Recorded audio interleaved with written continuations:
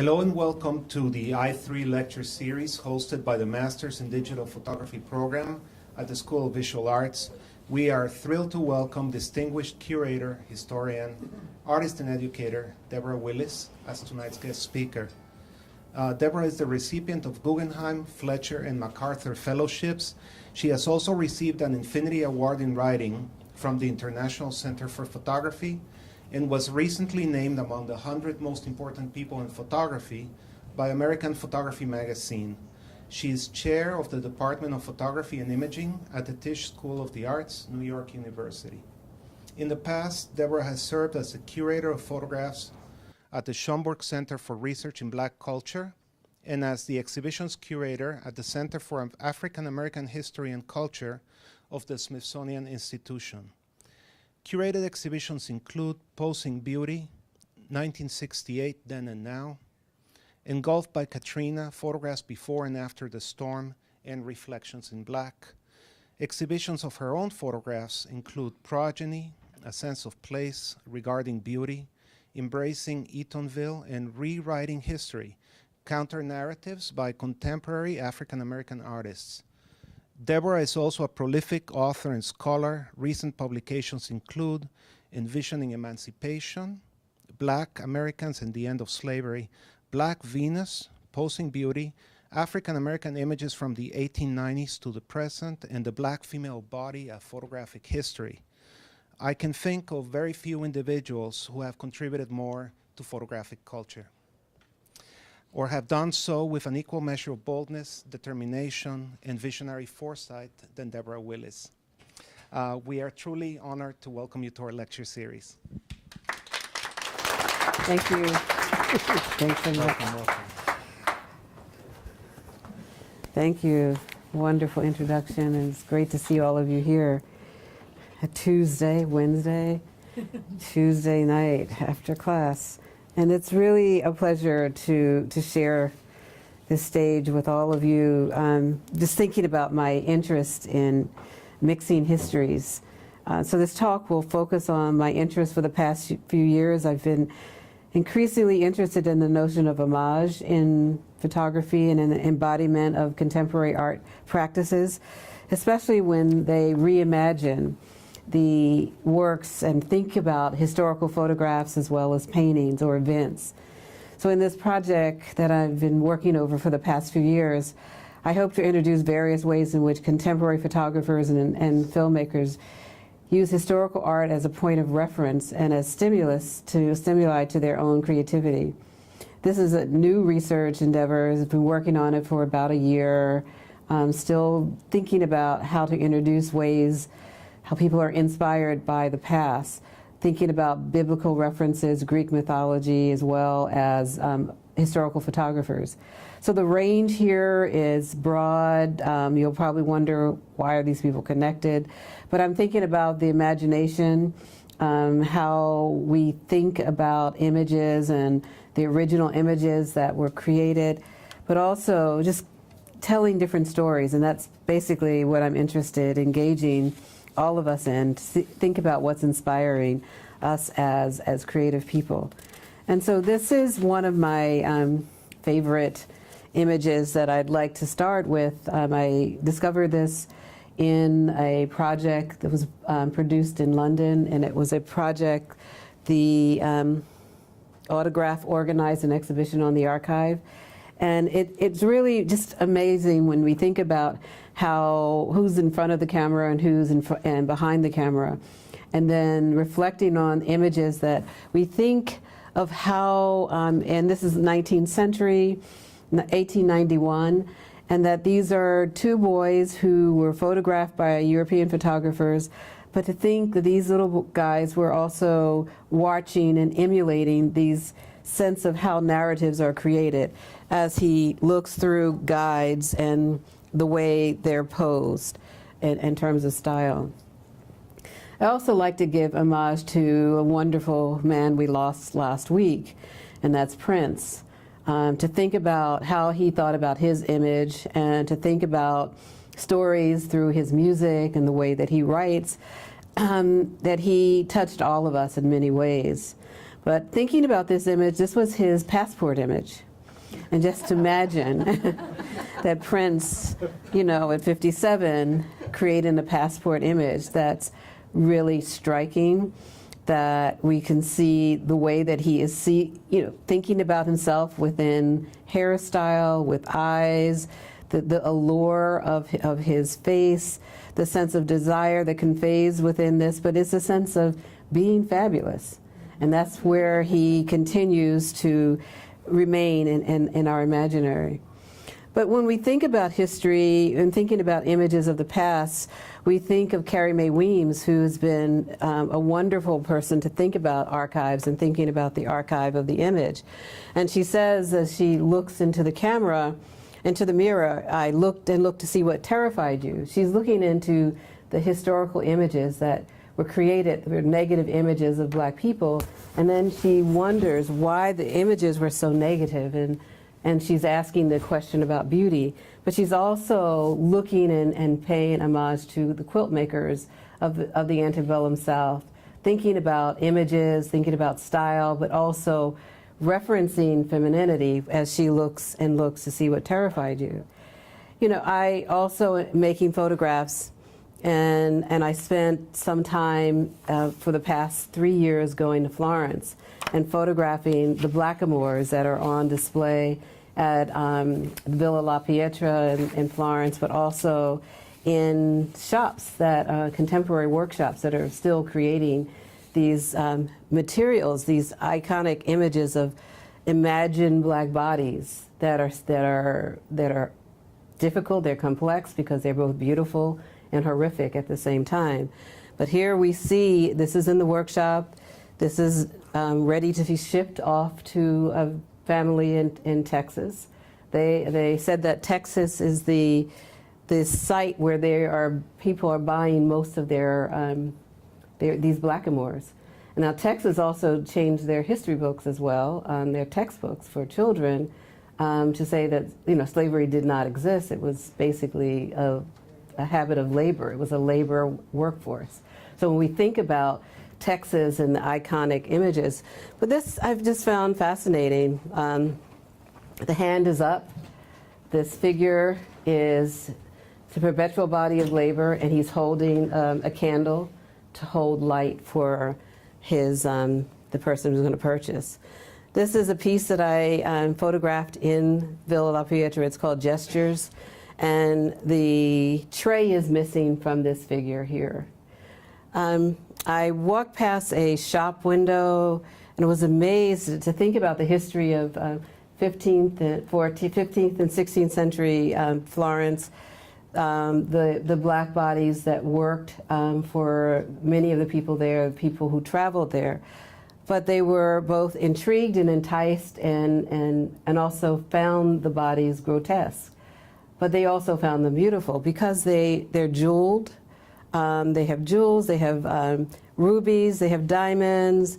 So the idea of these images and this work, and I think the price on there, it's about $5,000 for these beautiful and amazing pieces of work. But this is the one that just stopped me in the window.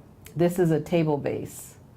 So imagine, this is a glass table that's the shoe. There's a glass table's on top that holds the image that someone would have dinner on the table with this figure. So the black body is acrobatic. It's constantly in motion. It's constantly looking.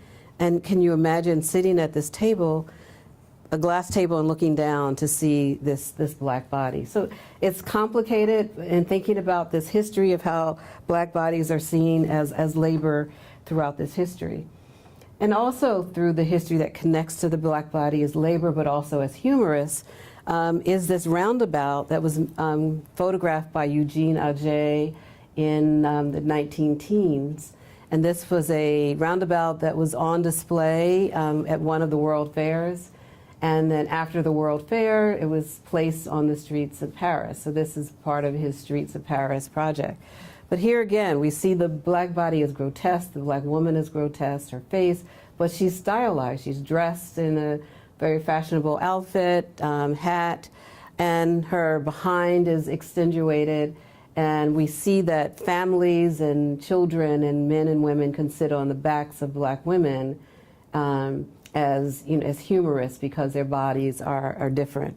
We also see an Indian, Asian woman whose breasts are exposed as the nanny.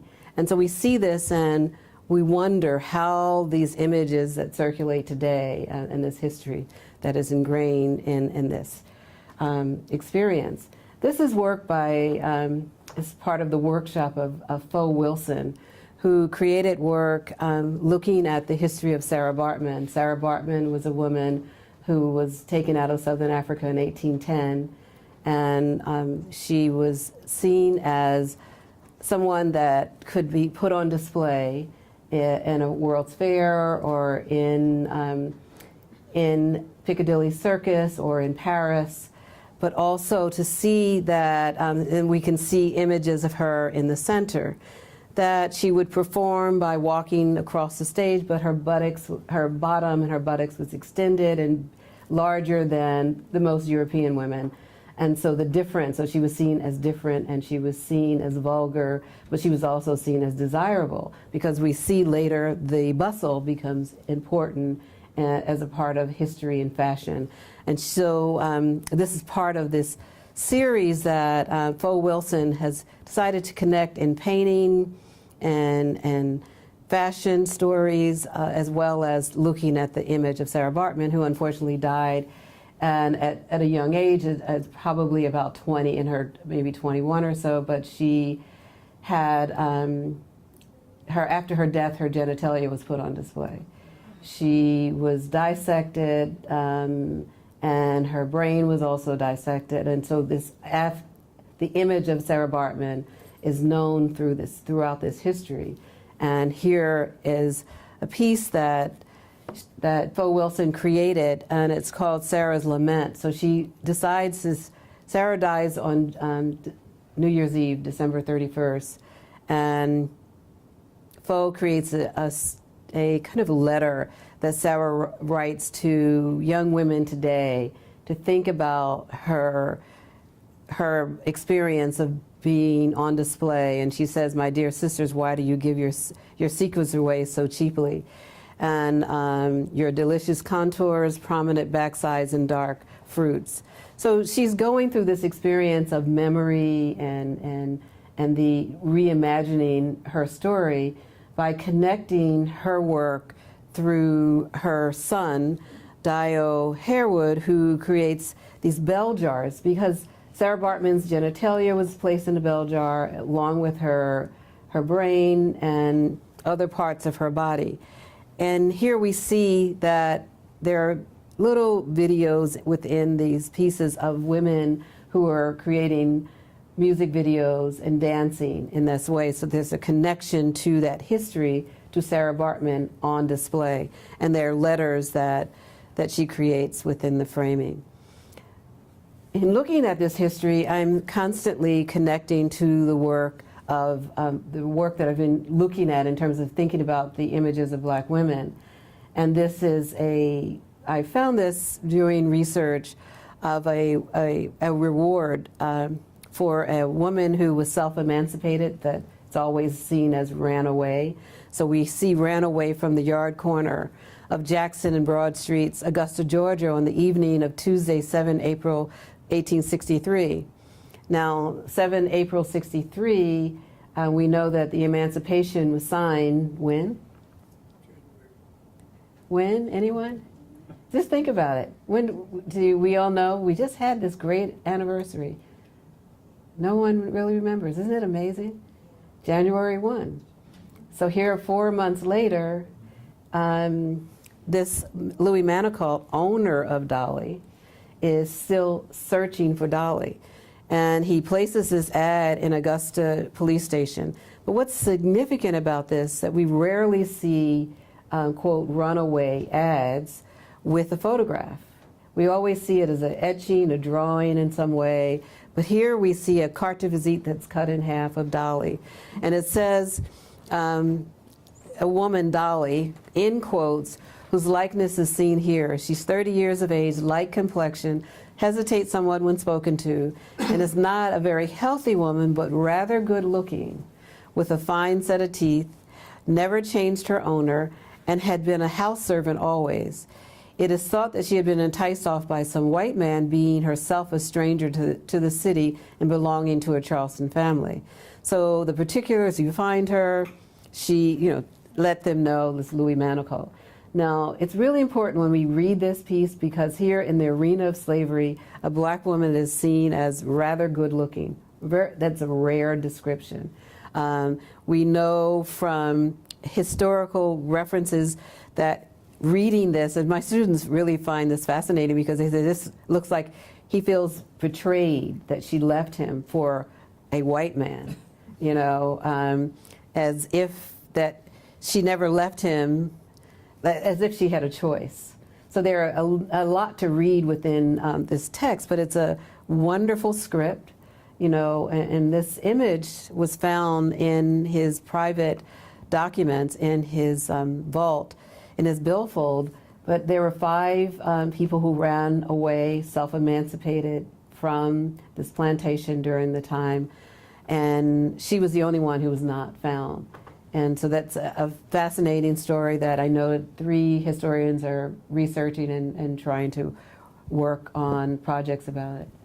Just a quick question about the carte visite. Mm-hmm. Would that be something unusual, the fact that she had a carte visite made in her likeness? No, many slave owners had their human property photographed, and specifically because they wanted to combat some of the abolitionists who said that they were mistreating their owner, that they were mistreating their human property, and so that photographs were seen as evidence, and it also is seen as property that they own. So a number of images were people were photographed during this time period, such as this series here, which is a series that was created by, and I'm going to go back to this image in a second, but these are firstborn and African-born blacks on a plantation in South Carolina. But I'm going to go back to these 3 in a second when I go back to Carrie, and I'll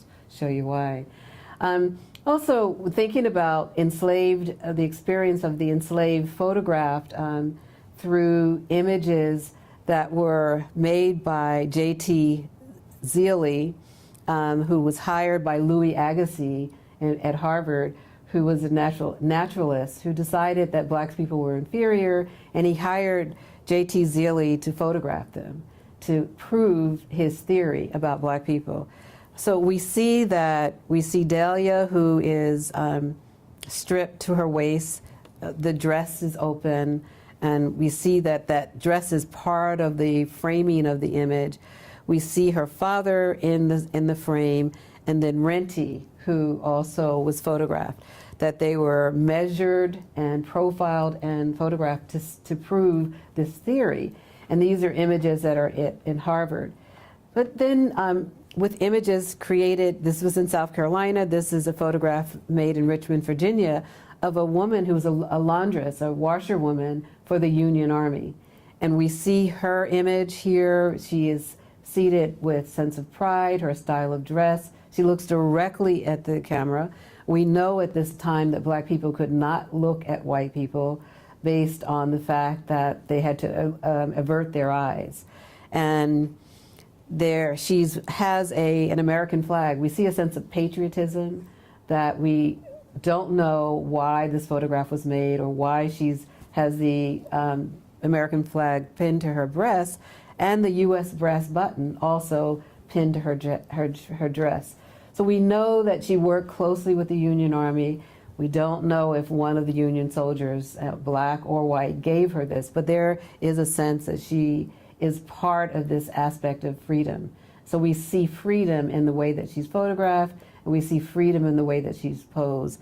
Her hair, her dress, and it's just a beautiful way of thinking about how do we envision freedom. We also envision freedom through photographs, through Civil War soldiers, how they are posed. They look through as they enter into joining camps. they are photographed. There are a number of photographers. Photography was very active during that time. And they had painted backdrops. Here we see an unidentified soldier, but he is standing there in military uniform that he has issued, but also deciding how he wants to be seen. He has a pistol and a rifle. So, you know, he's fighting for his freedom, not only for himself, but his family and for others. We see the American flag in the backdrop. We see all of the sense of land. So there's a story that's found in this creating of this structure of an image. This is work by photographer Hank Willis Thomas, looking back also at slavery. And this is, I'm not sure why it's pixelated, but it's called Absolute Power and Period. That here, this is the Brooks slave ship that he is looking at and referencing this image of that Europeans could go to Africa, through the coast of Africa, interior of Africa, and take bodies, place them on a slave ship and call them one group of people, and put them into the hull of a ship, and to take them to another country and to call them one, black people, Negroes, or whatever name. And so he created this piece because, you know, in his humor of trying to figure out ways to work within advertising, and Absolute has a campaign for art for their bottles. Of course, he didn't get this, but he's put this in as absolute power, that this could happen to a group of people, and then what happens to people when they are subjected to this kind of torture and lifestyle, that alcoholism is part of this history. So we see this as absolute power, period, and using this history. So the archives are central to a number of the artists who are in this talk. This is Deborah Priestley's piece, and it's their mason jars. And it's one of the ideas, if we know, if you're from families who preserve histories and fruits and vegetables, that they use mason jars. And here she has photographs from the period of slavery to images of torture that was used, but also some of the ads, the slave catcher ads, and then some of the people who worked as abolitionists, part of this series that she creates within this series of images. And this is part of Back to J.T. Zealy, who was hired by Louis Agassiz to make these images, and then also was still there in 1976. These images were found in the attic at Harvard, and they were still in the trunk. In Agassiz's trunk. But we see Jack. He was the driver. He was from Guinea, and he was photographed on the plantation of B.F. Taylor, Esquire, Columbia, South Carolina. And we see in the case, the daguerreotype case, how it was viewed. Carrie Mae Weems looked at these images and felt that she had to do something with these images. And she tinted it red, thinking that the blood life is still part of this history. And she says that you became a scientific profile, an anthropological debate, a Negroid type, and a photographic subject. Here she's looking and trying to figure out ways to keep this story alive. She was a suit was attempted against her with Harvard, and she wanted to take them on with it. Yes, sue me, but whose family? You don't know if that's my family. So she had a long exchange with Harvard about this, and now that there's a better relationship, because she challenged the aspect of wanting to use these images and creating a story. There's also stories through that people are creating through looking at histories. This is from the 1936 version of Imitation of Life, where Piola, a light-skinned woman who is trying to pass for white, to have a, quote, better life, and her black mother who finds her, and she's in the store and she's trying to get away from her mother. So that's just a scene there. And then there's an artist by the name of Ming Wang who creates a project called Life of Imitation. And his work... Open. I'll be ready in a I'll minute. be ready in a minute. I hope they're not here. I hope they're not here. Now, don't be mad, Now, honey. don't be mad, honey. Nobody saw me. Nobody saw me. It was you. It was you. You were there tonight.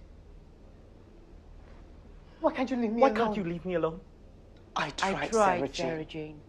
You'll You'll never know how hard I tried. Well, Might as well pack. At Malaysia, Look, baby. Look, baby. I suppose you've been to the boss? this Lost me my job, my lost friends. me my job. I've been no Friends. place. I've been no place. I didn't want to bother I didn't come to Well, you bother won't. Not ever Well, again. you won't. Spoil things Not for me ever here again. again. Then just go somewhere else. and inspired by the film Imitation of Life, he creates Life of Imitation. I'm tired. I'm as tired as I am tired. I want to do. And to create a story about this sense. Yes, I do. Somebody's coming. And so here's the 57 version of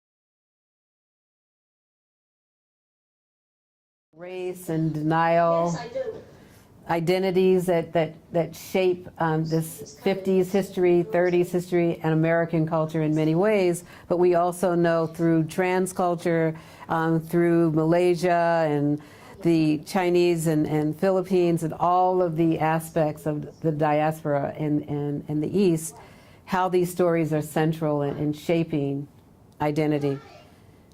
And this whole aspect of framing this image in the mirror. Does that answer you? I guess so. Please, Mama, will you go?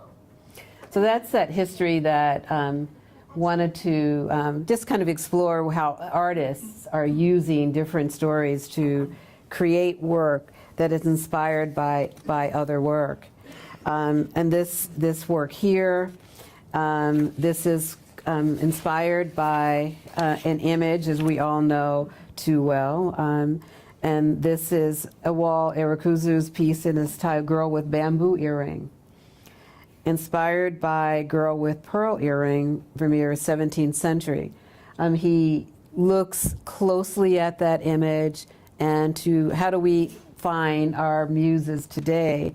We find them in our homes or in our streets, nearby, but we also see how do we make these images as iconic and see beauty within the framing. We know that we still see this image, this is at the Frick a few years ago, and how this image has constantly been consumed. And this piece here by Maud Salter, we looking at the 9 muses, and she's creating a piece about drama and dance, and using this image as holding a story and from the 17th century, or just different ways of telling the story. This is another piece by Maud, self-portrait, and it's called Calliope. And so it's a self-portrait. She's seeing herself as posing as Jeanne Duval, the mistress of Charles Baudelaire, and who was a mixed-race black woman. And here he represents the muse of poetry. But she holds a daguerreotype case within the framing. We also, this is part of the reference that she's using as a reference. We know this work by Peter Littman, who is American-born photographer who's lived in Paris for about 25 years. And he's using Christian Louboutin's shoes. Of course, I can't say his name because I don't buy his shoes, but I just find it fascinating that he is looking at Marie Benoit's painting of Portrait of a Negress, a woman who was enslaved, who posed.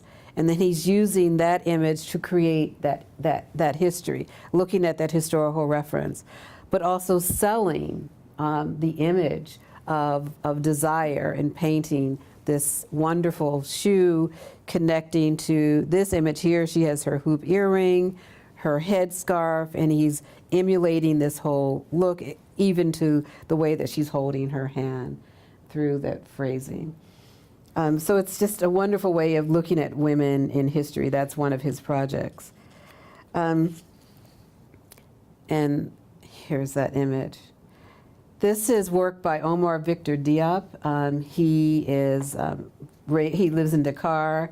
He's a contemporary photographer interested in using also video.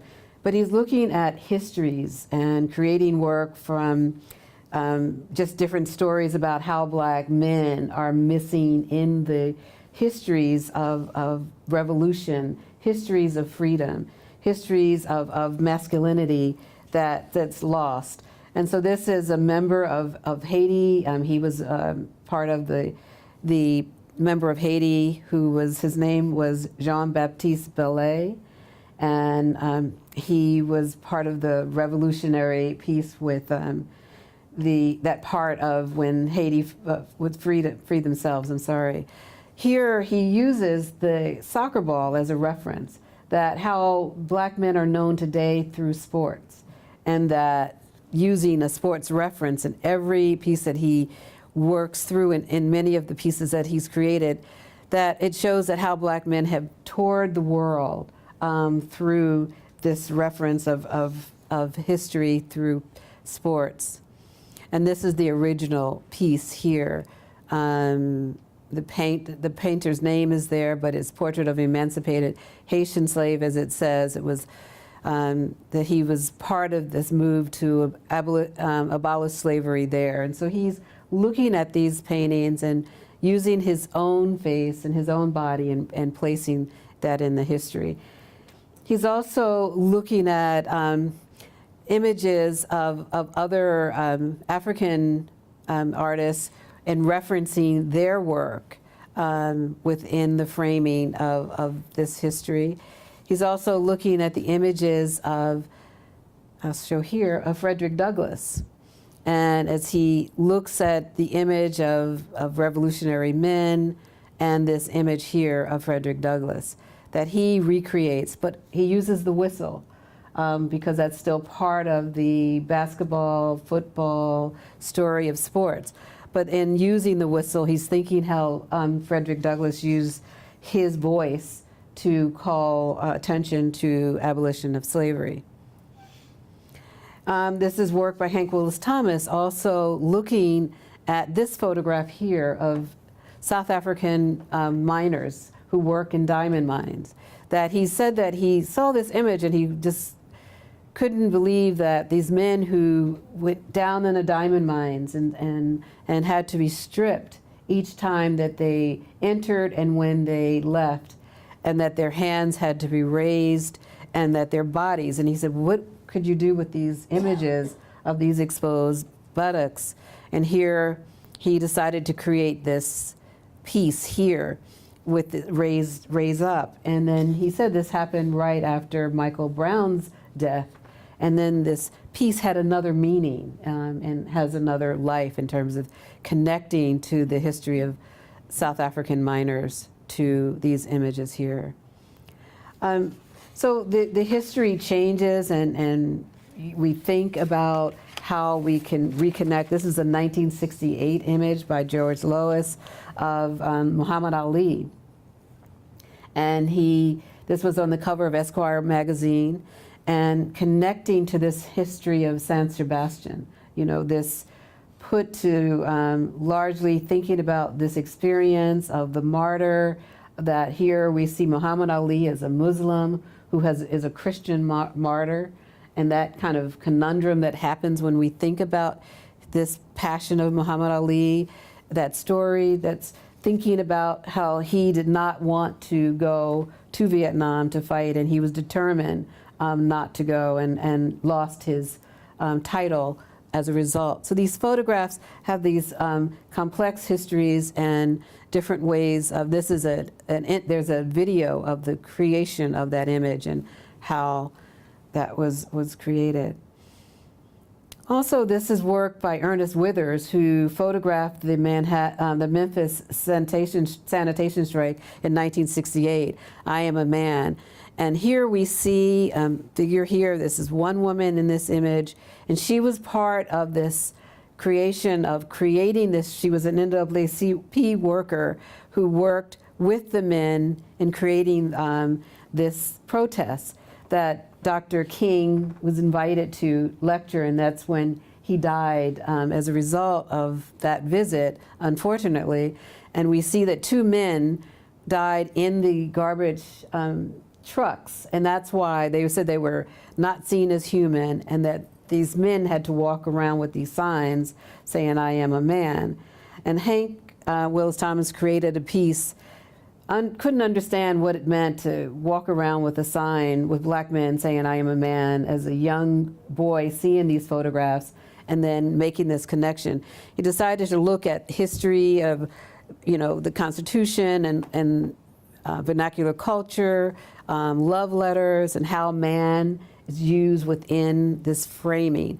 I am 3/5 of a man, and then questioning, if I'm 3/5 of a man, am I a man? Yes, the affirmative, I am a man. And then growing up, hearing different notions of, always boys are told, be a man. And then in a lover relationship, a man says, I am your man. And then there's the man missing in action. And then looking at how Sojourner Truth and Harriet Tubman, Sojourner Truth saying, ain't I a woman? That's her speech and that experience.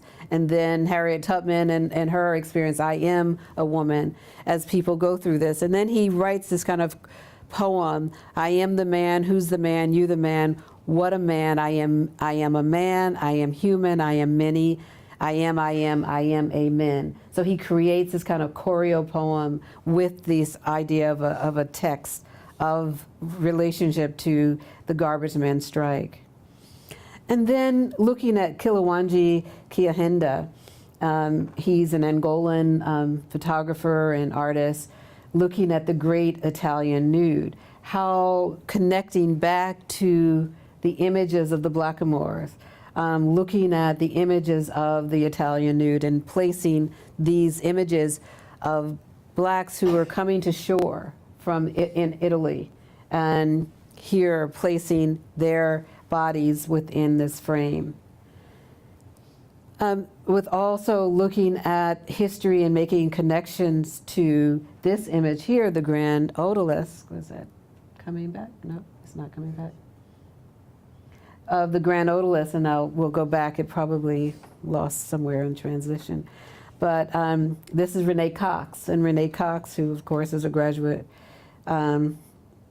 here creates this piece called Baby Back, and she changes the text, the visual text, the visual narrative, wearing red shoes, having a bullwhip, using the term baby back because she knows the baby back has the sweetest rib. We also see the rose, the yellow rose on the floor. So who's leaving the room and who's being photographed, and that kind of exchange. Within this also framing of Radcliffe Roy being seen for the camera, thinking about the whole aspect of dance hall culture in Jamaica, that having these images that are consumed within the camera, within iPhones today, how women are posed within these objects. That work by Sheila P. Bright that created the piece called From Her Plastic Body series, how Barbie dolls are seen and are consumed by young girls and others to see who's desirable by having and who's reality within that framing. And she morphs the face of a person, a live person, to a doll, and sees the distortion of these bodies. That these images reframe through the work. Yeah, so there's something happened when they didn't come through, some of them, so it's fascinating. So this is Delphine Fuwandu, who created Deconstructing She. And she has 3 images in this series that creates a understanding of women who are looking to be desired through green eyes, through Afro hairstyles. And so her project is called Deconstructing She. Louise Gisbert, who is looking at how Prada and Dolce & Gabbana and all of these idealized labels are seen in working class women, and how wanting to be desired through these branded objects. There's a gold leaf backdrop, so she's either coming in or standing out. She's in this flux of place. We see the arch, and he's using the referencing to the 15th century paintings. We also see through Micheline Thomas, this is called relating to Courbet, it's called Sleep. And here we see 2 women in this wonderful pose, this wonderful reflexive moment. But we also see that she's using African print as the drapery and replacing some of these historical references that many of the artists are using. This is entitled 1866, The Sleepers. And also David LaChapelle, who's looking at the rape of Africa through Botticelli's this piece here. How do we think about this piece to connect the rape of Africa here? We see gold mine, we see diamond mines, we see child soldiers. So we see a whole narrative of stories that are created through this work, through advertising, the ideal model. We see also the lamb and the rooster. So there are multiple stories as we see gold throughout these aspects of we think about the rape of Africa. And here is Botticelli's within that same piece. Also with referencing objects of looking at biblical references is Renee Cox's Your Mama's Last Supper, which caused the whole conflict at the Brooklyn Museum some years ago, where Christ as a woman is seen, but also who's at the table when we see this image. We also see that an artist, Zimbabwe artist, Kujine, who creates also a Last Supper image, and with imagining the woman as at the table. And here, this is in Africa, in terms of all of the fighting within certain countries, where men are fighting their child soldiers. You can see on the right, we see the soldiers who are killing each other. And if we have a woman at the table, what could happen in terms of controlling that? Looking also at Lorna Simpson's work, Details. This is a piece that she created by looking at the photographs of James Van Der Zee. So when we think about these critical narratives of the 1920s of class and a studio photographer who's looking at families who are living in Harlem. This is a preacher's wife. We can see the gold crucifix on her, but we also see class. We see the art. We see her concerns as a consumer. And Lorna is looking at aspects of details, thinking about the hand, the gesture is always a part of what she's closing in on in terms of Van Der Zee's photograph and what they're saying about femininity, about communication throughout this series of pieces. And this is a interior of the Vanderzee studio.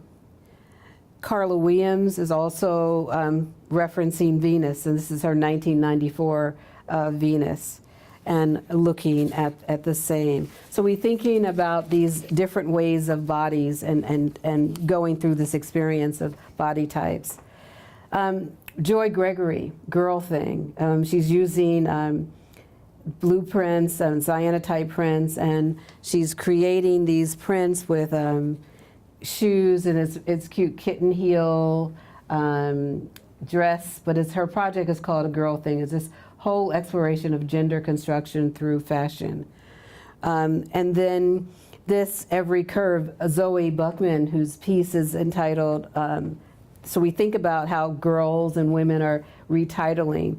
So Zoe Buckman is looking at Every Curve, and it's an installation of women and femininity, and thinking about hip hop culture and the vintage lingerie that she's using, because she sees a lot of these types of clothing in music videos. And so she's asking the question of how women are consumed by the language of the lyrics of hip hop music. And so she embroiders the text within this, and then she asks the question of what do we see? And so this is an installation from her studio of the stockings, the dress, and listening to the music of, and then creating these stockings with text from some of the music of Tupac and Biggie.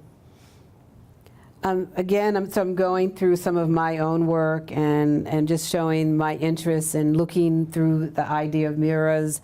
Carrie Mae Weems, this is in the beauty shop, to this work here by Lauren Kelly. It's a 1999 piece called Pickin', thinking about the idea of empowerment, using the pick and the pick with the fist, the Black Power fist. But here again, we see she's creating a crown, a glory, a sense of glory within that framing. I'm also interested in photographing in, women and beauty. How do we reframe ideas of beauty in the boxing ring? And this is three women in the boxing ring. They're ring girls. So just moments of desire and pleasure. I also have been thinking about how do we mix these critical narratives of history, and looking at Hattie McDaniels, who played the role of Mammy in Gone with the Wind. And here we see her as this Mammy figure, and then her Hollywood image. What happens when she has to embrace this new look, image, to create a story about a woman who's enslaved, who's more feminine than the Scarlett O'Hara figure, because she's constantly telling Scarlett, you'll never find a man if you do X, Y, Z. And here Scarlett is losing the house, and this is the famous curtain scene. And here she's trying to raise money to save Tara, the land. But we see how Hattie McDaniels is seen in this. She's still in control. She is wearing earrings. So there are aspects of her story that we ignore through her dress, but they're the subtlety of looking at her in this Technicolor image, and we see the movie, it's in Technicolor. She's wearing red lipstick, and she's wearing earrings. So there's a subversive way of creating a feminine ideal within this framing. Here she wins, she's the first Black woman to win the Academy Award. And so when thinking about this aspect of head wraps and shame, here we see women like the Rosita Riveter wearing head wraps and the scarf, and she was basically, shamed for wearing this head wrap during this time period. And when we see women working, that their head is wrapped and is acceptable within that framing. We see Rosita Riveter, who we can do it, and she's wearing her head wrap. And then thinking about going back to Suriname and other places in South America, we see the head wrap is seen as an adornment. We see it as beauty. We see it as glory. So we have to really rethink how the head wrap became a point of shame within African American communities. And the reference of looking at Hattie McDaniels in 1939 when that film came out, and we see this as an Edward Weston photograph of a restaurant, a Mammy restaurant in Natchez, Mississippi, 1941. So we begin to see how Mammy has become ingrained in the memory of American culture. And here, this Mammy monument is sent through the memory of American culture. And here she is grotesque in terms of her eyes. She's holding a tray, so she's working. But also she's sexualized as she goes through, as they enter into her skirt. The men, women who enter into her skirt to consume the food. So we see this as a reference. We also see this today. This is the Natchez, same restaurant today. It's still popular. They've lightened her skin. They've put a different color head wrap on her, red. They've made the dress red, and here we see the American flag, and they really see this as an iconic piece toward Mammy. And I'm using a number of photographers that go in and out of this history, but we see Renee Cox is tired of these images, and she says this is a liberation of Aunt Jemima and Uncle Ben.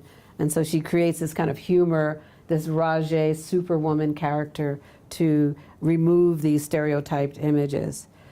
To Mary Sabande, who is a South African artist, who creates a piece here, and that black women are superwomen, women who are domestic workers. They're taking care of their families, they're taking care of business, they're taking care of a lot. So she's creating their gowns, that they are women who work and clean and work with gowns, women with gowns, and they could never wear gowns.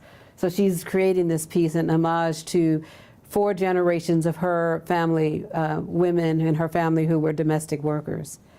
That they're caught in this web of history. And so she creates this life-size piece. It's about 6, she's about 5'9" or 10.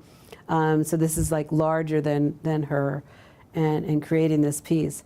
So I'm finally going to end just with some images of historical references to images that relate to today with Black Lives Matter, and images that were created by Gordon Parks.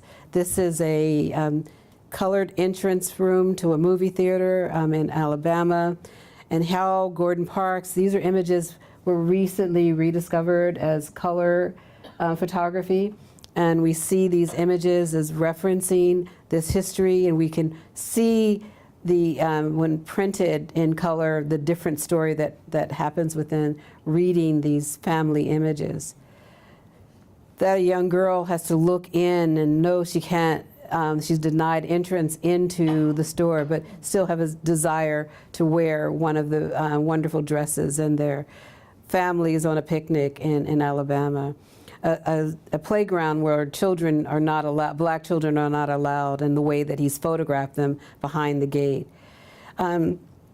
We see the work of Latoya Ruby Frazier, looking within her girlhood and remembering her grandmother and making a photograph, recreating this history of family photographs. So this also how images are used to retell the story of Malcolm X, and as he is framed within Harlem, the voice of Harlem, as the cameras are looking, documenting his words, but then we can see the experience of people who are applauding, from children to men, listening, and there's a sense of hope within that community. With these are the same period of time when segregation is going in the South, with the Little Rock Nine, with images of young girls who are trying to enter in the classroom. With Bruce Davidson's photograph here of a woman who is seen here, look at the power of the twist of her arm, where these 2 policemen are arresting her because she is trying to a demonstrator in terms of voting rights for Black people in the South. But the way that he photographs this, and we see Damn the Defiant, just wonderful way of looking at the way that he's able to capture a moment. And he said that when he photographed it, he didn't see suspense, excitement. You know, he was looking directly at her and just looking at the strength that he had. But we're looking at a woman who's wearing pearl earrings. She's wearing a scarf. So there's aspects of dressing respectable to demonstrate at this time. The lunch counter, having to paint your face white to vote. So these are aspects of stories that are documented by Bruce Davidson in his photographs. The classroom that these Black children had to endure in terms of teaching. This is a photograph of Fannie Lou Hamer, who's also speaking at this time that Bruce made this photograph. We see the pride of a young woman who's unidentified, who has, Ernest Withers made this photograph of her as she gets her first voting card. She's allowed to vote. And this sense of pride that we see that sharecroppers who have a voice in their future, and the way that she's photographed, it's just a wonderful way that he is he's below and looking up, but we see her sense of hope. So these photograph has a sense of hope. As this young woman, this older woman with her necklace, and again, as I think about this idea of points of respectability, dress for, so that the white politicians could see them as human, that they're deciding on who they're going to vote for within the framing of this experience. A man whose clothes are torn off of him because he's protesting. And then finally, with Black Panther images, we think about the Black Panther Party, 1968. This is in DC, the local chapter, where there was a sense of community of young men and women who were determined to make a difference, starting in Oakland, California, and the party moved to other places in Philadelphia, and this is the original headquarters of the Black Panther Party. Here we see Bobby Seale speaking. We see the Panther Party in Harlem, and this is in the offices, and we see the importance of photography. We see how they're documenting their stories. We see these are men on the courthouse when when Huey Newton is arrested.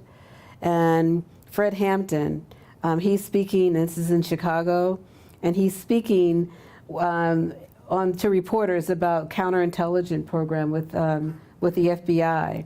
And he's soon assassinated after this, and he's unfortunately at the age of 21. He was a true leader, and the sense of hope in his voice was silenced within the framing. This image here of a pre-dawn raid in Philadelphia, so we see this aspect of this history, this political history of students and young people who had a hope, a belief to make a difference, that the police in Philadelphia made a pre-dawn raid. This is after the killing of Fred Hampton, and we see that they stripped these young men in Philadelphia, handcuffed them, stripped them, and we go back to the images and we connect to the images in South Africa.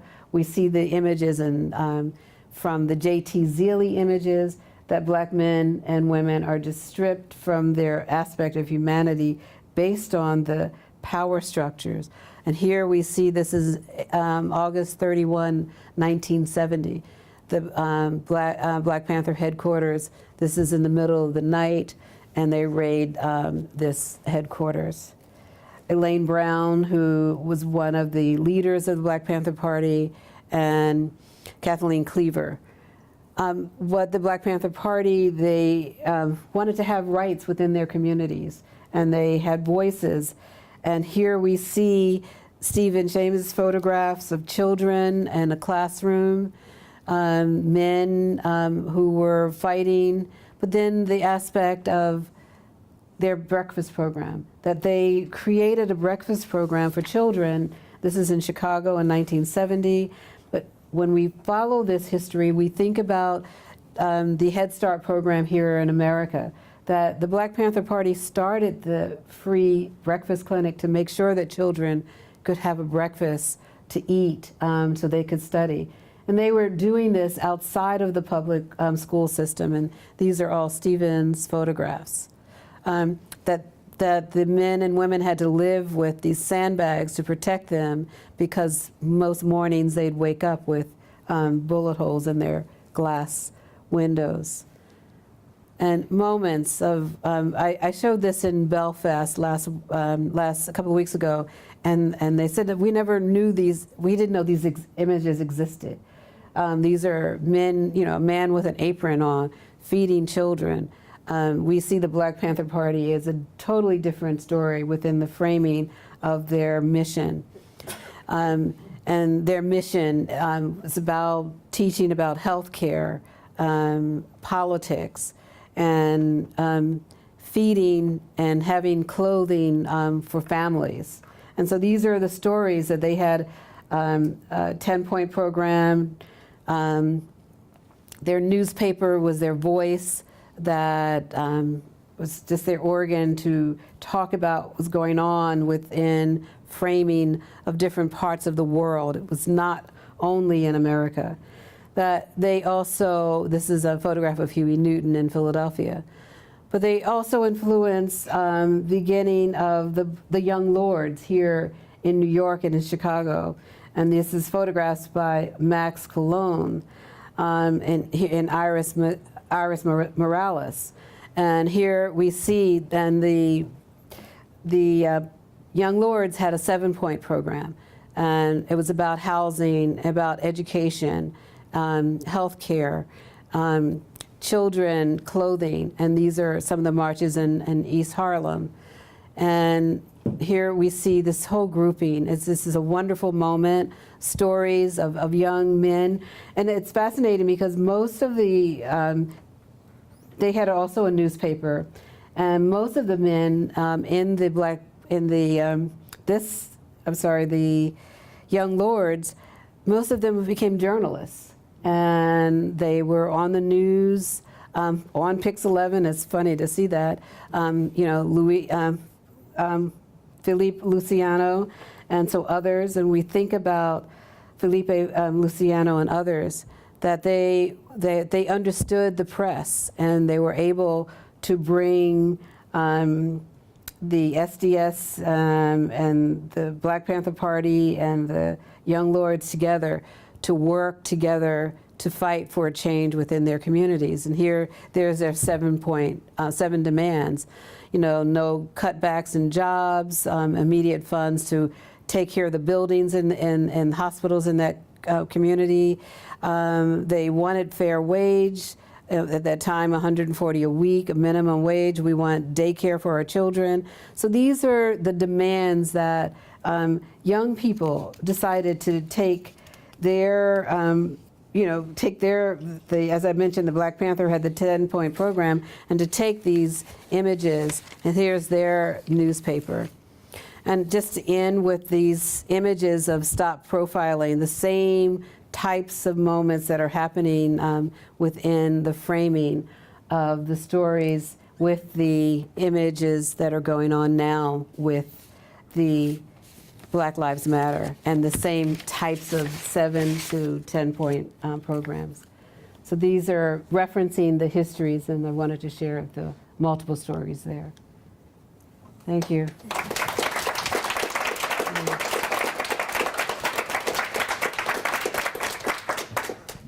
We have time for Q&A. I'll pass around the mic. It doesn't make your voice louder, it's just for the video, but please use it.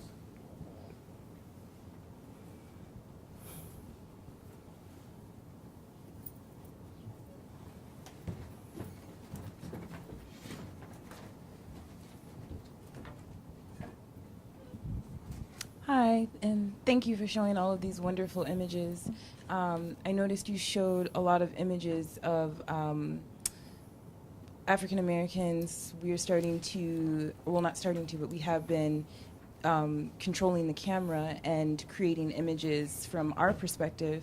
And I'm wondering what your thoughts are with social media, and there's just so many images, and how you think that that is, I guess, affecting the African American image.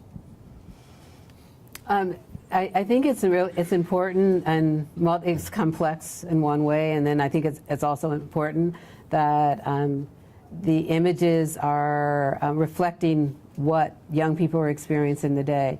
They feel that they have been neglected and not part of making and creating their image, and it's a way for them to be seen and heard through having the camera in their hands. So I think that it's really an important moment. The unfortunate aspects of the deaths of men and women and the beatings of men and women, to have the opportunity to document it is significant for many, because their voices are not heard as well. So that's the complexity of it. And then, of course, we have women who are being exploited with these cameras, and so that's another aspect of it. But the most important aspect for me, when I talk to young people and they said that they want to have a voice, they want to tell their story, they want to know and affirm their beauty that's often denied, and that's why we need to acknowledge the importance of social media.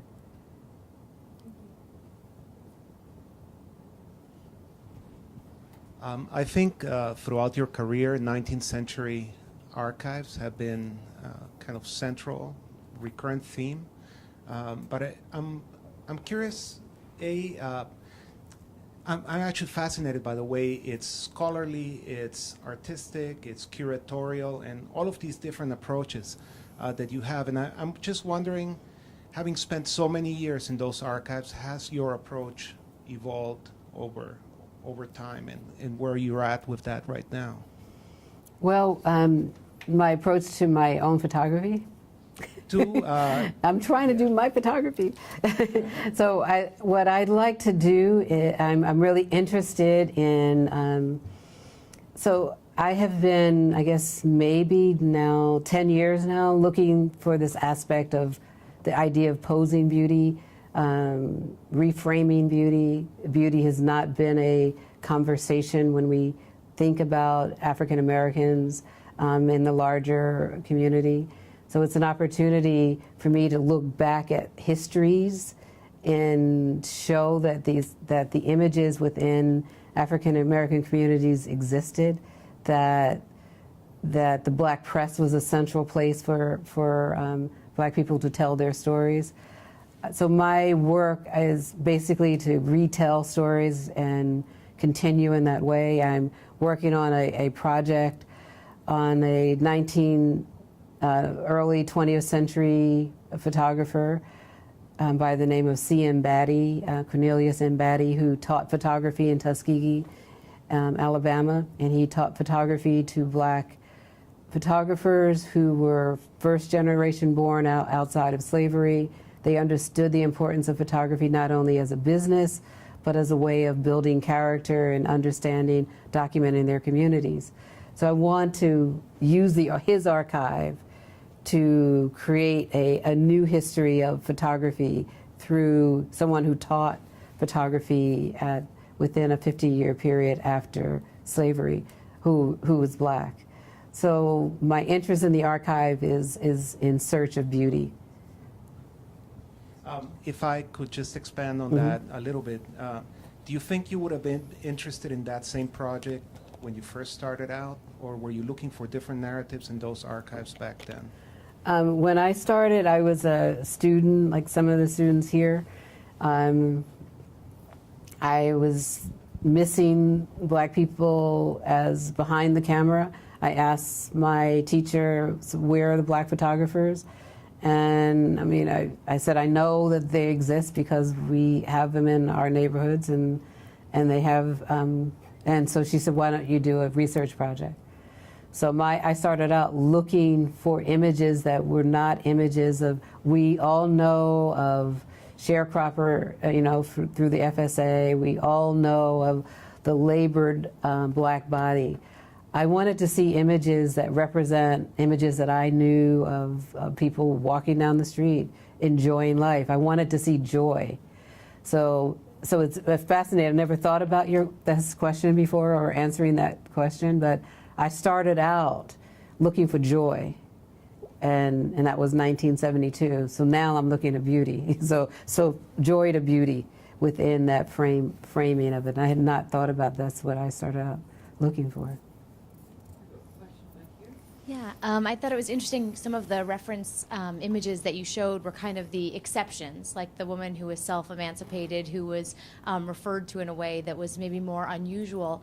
How does that fit into the narrative when you're kind of looking at the progression, looking at these kind of exceptions, or kind of what is unusual versus what is the mainstream or the most of what you see? How do you piece that together when looking at the history and the progression? Right. I didn't. It's fascinating that you see it as exception. I didn't see it that way. I knew there was a broader story. There was only one narrative that I heard. I didn't have African American history in school, and I understand from my students now they don't have it. So when we have a discussion, everything is an exception to them today. So when I looked for, I knew when I was working on the book with Barbara Krauthammer on Envisioning Emancipation, I wanted to see, what did emancipation look like? What did freedom look like? And so I didn't see her as an exception, but I saw her, that's how freedom looked to me. And when and I just happened to be in DC, I was researching, I visited a newsstand on Connecticut Avenue, and there was a magazine on the Civil War. So there are a lot of Civil War buffs. As I travel a lot, and I see skepticism about the research. Like, it's impossible that these images actually existed, but they're in the archives, and no one's printing them, no one's using them, because the story that the quote master narrative is the one that's continually told. And I decided, when I was working with my publisher, I said, I found the image I want on the cover, and I want the woman's story told. Women are missing from the narrative of slavery, and women were spies. They worked in the kitchens, and they told stories. They were able to pass letters to Union soldiers from the Confederate side. So women were active, and they were activists. And so I wanted to find those stories, and I know that they existed. So I also wanted to visualize their experiences in that way. So that's why that's what I looked for. And so when I think it could be exceptions, but I think that they're there. And if we could just try to open up the archive and just have researchers continuing to look to see that this is part of the normalcy of the life of that period of the 19th century. And I think fashion was really important for me as I looked at images. I wanted to see what people wore, how they made their clothes, and that's part of that story. That there are people who look at a lot of this as, oh, well, someone has a hairstyle that looks like a Gibson hairstyle with this, kind of a rolled hairstyle. How do black people know about these hairstyles? They actually looked at magazines as well. So that there is a sense of exceptionalism because we don't know that these are images that circulated in homes where people worked. And the fact that this woman is sitting just upright, we see her youth, and we see her looking forward as a strong representation for me as a woman who was formerly enslaved. Thank you. Okay, hang on. Back here. We're coming. Do you really think I need a... It's for the video. I'm sorry. Do you see parallels between the uncovering of reality as opposed to what we've learned about blacks in history or women in history to the discussion about images coming out of Africa and the way people see Africans have been seen, you know, as poor and starving, and the different kind of images that are now coming out of Africa to sort of reclaim reality of what Africa is about? I see the same. I travel often in cities in Nigeria and Ghana and in Joburg, and we know that there was a black press and they had photography. And we know that a number of the European photographers who were there during that time period also made representative, not imagined photographs of people. So there's a strong archive of new images that are circulating now, and it is about a new narrative that's part of the reality of that period. So it's really important to look at that connection. I see it also in South America as well. So that the photographic archives that are opening up, that are preserved, that they are interested in, and there's a new set of curators and archivists who are looking to tell a different story. Well, thank you.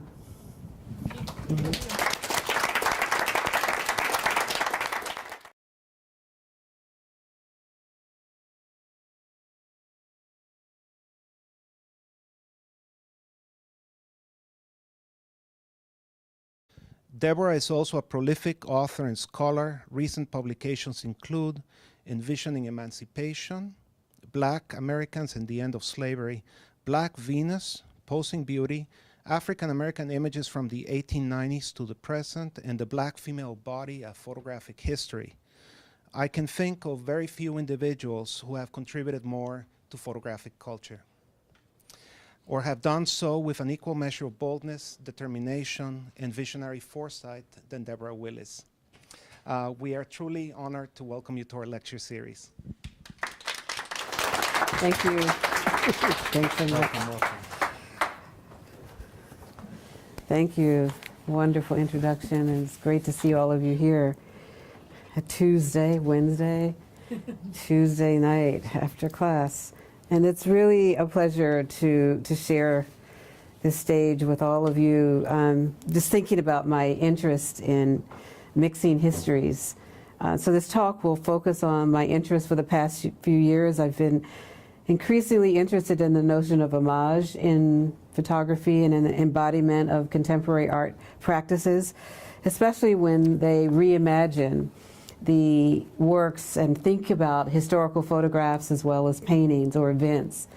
So in this project that I've been working over for the past few years, I hope to introduce various ways in which contemporary photographers and filmmakers use historical art as a point of reference and as stimuli to their own creativity. This is a new research endeavor. I've been working on it for about a year.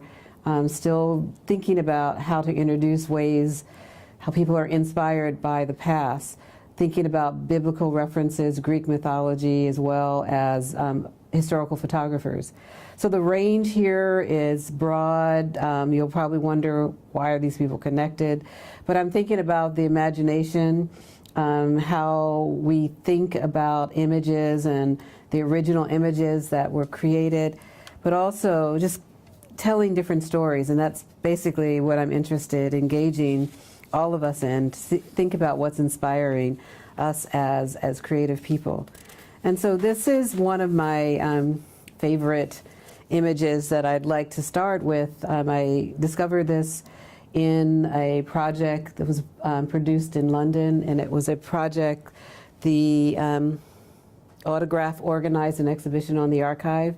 And it's really just amazing when we think about who's in front of the camera and who's and behind the camera, and then reflecting on images that we think of how, and this is 19th century, 1891, and that these are two boys who were photographed by European photographers, but to think that these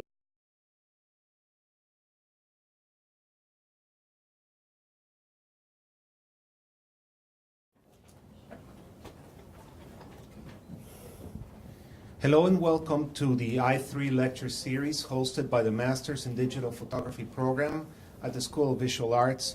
We are thrilled to welcome distinguished curator, historian, artist and educator, Deborah Willis, as tonight's guest speaker. Deborah is the recipient of Guggenheim, Fletcher, and MacArthur Fellowships. She has also received an Infinity Award in Writing from the International Center for Photography and was recently named among the 100 most important people in photography by American Photography Magazine. She is chair of the Department of Photography and Imaging at the Tisch School of the Arts, New York University. In the past, Deborah has served as the curator of photographs at the Schomburg Center for Research in Black Culture and as the exhibitions curator at the Center for African American History and Culture of the Smithsonian Institution. Curated exhibitions include Posing Beauty, 1968, Then and Now, Engulfed by Katrina, Photographs Before and After the Storm, and Reflections in Black. Exhibitions of her own photographs include Progeny, A Sense of Place, Regarding Beauty, Embracing Eatonville, and Rewriting History, Counter-Narratives by Contemporary African American Artists. And then she wonders why the images were so negative, and she's asking the question about beauty, but she's also looking and paying homage to the quilt makers of the antebellum South, thinking about images, thinking about style, but also referencing femininity as she looks to see what terrified you.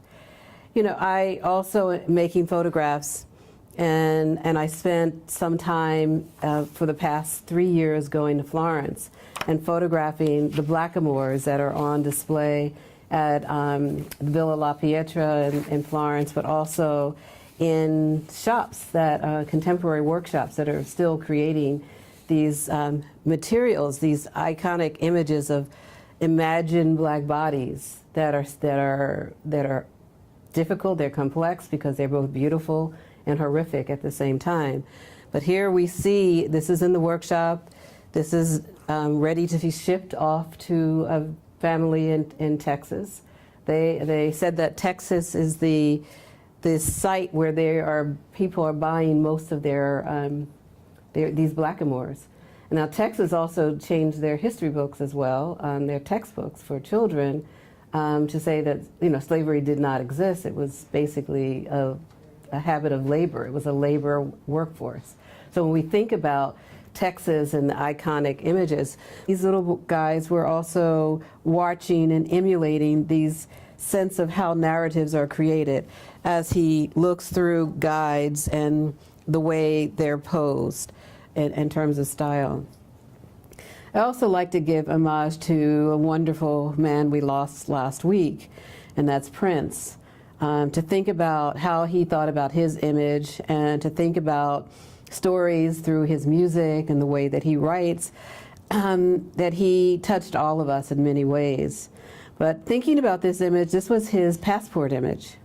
And just imagine that Prince, at 57, creating a passport image that's really striking, that we can see the way that he is thinking about himself within hairstyle, with eyes, the allure of his face, the sense of desire that conveys within this, but it's a sense of being fabulous.